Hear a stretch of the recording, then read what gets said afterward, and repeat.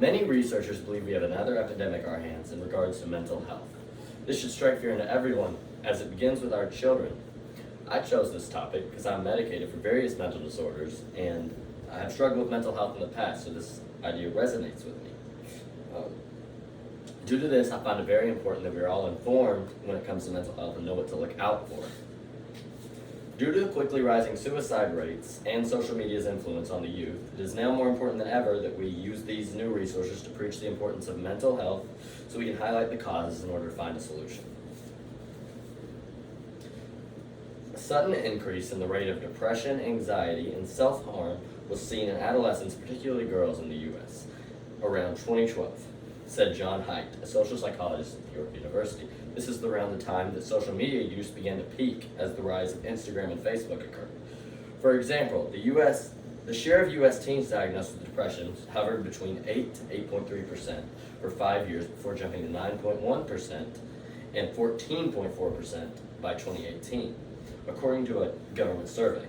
During the 6-year period, the amount of teens using social media rose from 34% to 70%. All this points to how social media usage has become a public health crisis, says Helen Lee Boyes, who heads the Paris-based Reboot Foundation. She also recommends government should implement warning labels and age restrictions on social media. Another cause could be the shortages of mental health care providers. Part of the reason numbers could have spiked in recent years is due to COVID. While many institutions remained open for online appointments during COVID years, many were closed in-person appointments.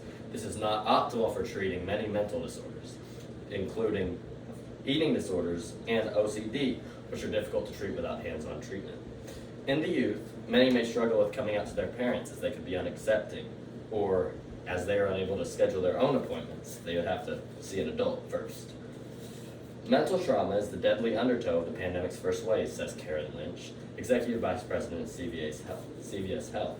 I also myself find it incredibly difficult to talk to a screen one-on-one versus in-person, which was closed during COVID.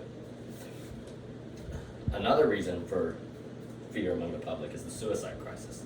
The suicide rate is at its highest since the 1940s, at 14 per 100,000. The 1940s was the Great Depression. Despite being at its lowest just 20 years ago, the rate has rose amongst every gender and race. The 2017 suicide rate was 33% greater than the rate in 1999 and ranked as the 10th leading cause of death. More than 47,000 Americans ages 10 and older died by suicide in 2017. This is more than twice as many that died by homicide. Another 1.4 million attempted suicide, and about 10 million Americans each year report having suicidal thoughts. This shows that mental health issues do not just resonate with children, but also with adults, which raises separate questions to what the cause could be there, as they do not use social media at its highest rates.